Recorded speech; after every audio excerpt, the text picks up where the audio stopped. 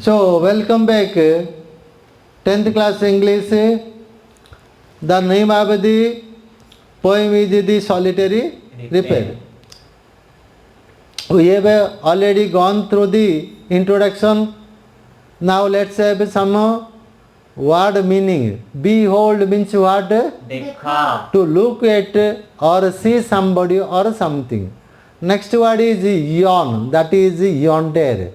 Its meaning is सेठारे. or over there, that is old use. Next word is solitary.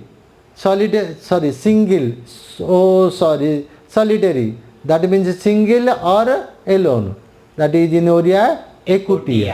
Right, highland lass, a girl who lives in the highlands or mountain range of Scotland. Melancholy strain, that is a विषाद. melancholy means bishad. So sad song. Vale upatyaka, that is a valley. Short form of valley is a vale. Okay. Next, proud, profound. Gavira, right. Deep, having or come from a great depth. Chaunt, stand or sing. जपीबा. Jopiba, yes. Very. Very means halia, nistya and alaswa, that is very tired. Very means very tired after working hard for a long time. Then band means a group of people. Haunt means a place visited frequently, barambar. Steady haunt, oshish. Oshish is a place. This is called garden in a desert. A garden in a desert is called oshish. Its Oriya meaning is bhuswarga. Okay, or maru udyan. Oshish is maru udyan. Okay, so Oshish is a place with water and a tree in a desert for rest or relaxation. Arabian Saints, the desert of Arabia, the Middle East. Farthest Ebris, the most remote group of island that lies to the northwest of Scotland. Plaintive numbers, sad music, mournful words. Humble lay, ordinary song. Sickle, a tool for cutting grass or paddy. Motionless, achala. Without movement, Scotland, a country which is a part of the United Kingdom. Okay. Now, the second stanza of the poem. All alone she cuts and binds. Who cuts and binds? The girl is, the single girl is, the young girl is, cuts and binds the grain. What does the girl do? The girl cuts and binds the grain. What does the girl cuts and bind? What does the girl cut and bind? The girl cuts and binds the grain. And single a melancholy strain, sings. And sings a melancholy strain. That means that a girl sings a very sad song. We don't know what is this sad song about, but she sings a sad song. Who sings a sad song? The girl. The girl. Oh, listen for the well profound. And with that song, with that girl's song, the entire valley is resounding. The entire valley is echoing, or the entire valley is echoed with her song. And is overflowing with the sound. The entire valley is overflowing with the sound. The entire valley is overflow with the profound sound of the girl. So that girl is singing a very beautiful song. No nightingale. Nightingale is a bird, singing bird. Like a cuckoo is a singing bird. Nightingale is a singing bird. And our Indian koel, we say koel, that is also a singing bird. Their melody is very sweet to hear. Okay. So, no nightingale did ever chant. Chant means, jopiba. Chant means chant, sing. More welcome note to very wind. So, here the poet compares Here the poet compares the girl's melodious song to the song of a nightingale. The girl's song was so melodious that the nightingale's song will lose its charm. So no nightingale, generally the night when the travelers are traveling through the forest of Scotland, they generally happen to hear the song of the nightingale and get pleasure. But everybody believed that that song was only the melodious. But when Shakespeare heard the little girl's song, he thought that this was the melodious one and better than the nightingale's song. So more welcome notes to very events.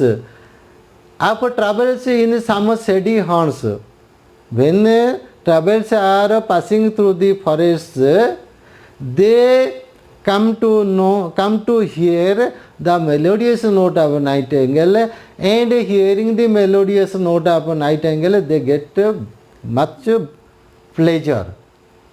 But this girl's song has overpower, over melodious than the nightingale's song. Though among Arabian saints, when the travelers are crossing among the Arabian desert means Marubhumi, they are in great trouble. They are in great pain, but the pain is relaxed by the song of nightingale. Similarly, the girl's song is more relaxing, very melodious. Next stanza. A voice so thrilling never was heard. Poet says he has never heard. The poet says that he had never heard such a melodious song, so thrilling. That song is very thrilling. Perhaps the plaintive numbers flow. Thinks that in the melody, in that melodious song, there is a sad note. Perhaps the girl is singing a sad story of hers or something. Perhaps the plaintive numbers flow for old, unhappy, far off things. Perhaps that girl is singing a sad song about old, unhappy and far off things, and battles long ago, or maybe it about a long ago battle. Poet thinks, because the poet William Wordsworth can hear the melodious song but can't clearly understand what type of song she is singing and what is the subject matter of the song. Or is it some more humble way, familiar matter of today? Or the poet thinks the gist or the summary of poem must be so and so. Thinks this one or that one. So, or it is some more humble lay, familiar matter of today. Perhaps that girl is singing the day-to-day happening of his life in the form of song. Some natural sorrow, loss or pain. The poet thinks the poem must be so and so, this or that. Thinks that has been and may be again. Singing, that girl is singing the incident that might have taken place or may be taking place. Whatever the theme, the maiden sing. Now whatever the thing may be, what is the matter may be. As if she sang, her song could have no ending. She was singing as if a no ending song, unending song. The poet thinks, who is singing an unending song? God. The girl is. Who is thinking like this? The poet is thinking. The poet can't understand what is the song about. she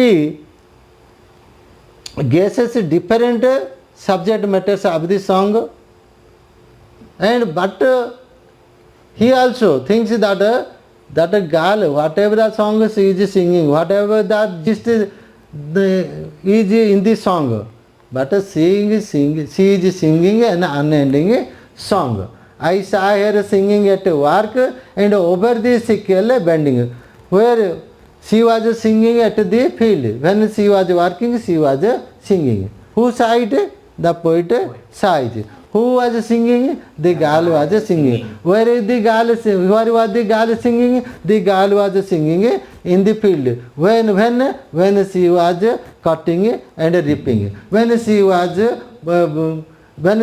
cutting and binding crops.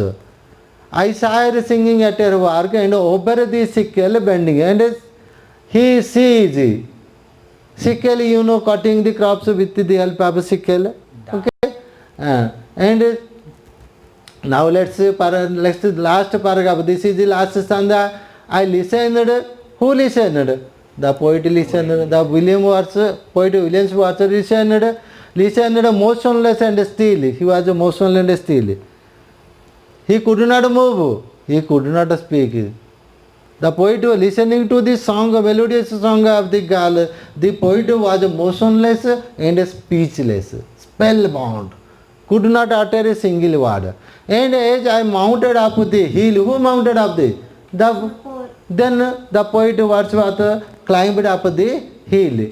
The music in my heart I bore, long after it was heard no more. Gradually, the song or the tuning of the song or the song of the girl gradually died down, and the poet could not listen it anymore. You understand? So this is about the poem The Solitary Reaper, written by William Wordsworth. Listening, the girl was listening such a melodious song that it impressed the poet William Wordsworth very much, and it lasted. It remained in the poet's mind for a long time, and haunted in his mind again and again in a flashback. Could understand? So we will have question answer in our next session. Till then, bye. Thank you. It's okay.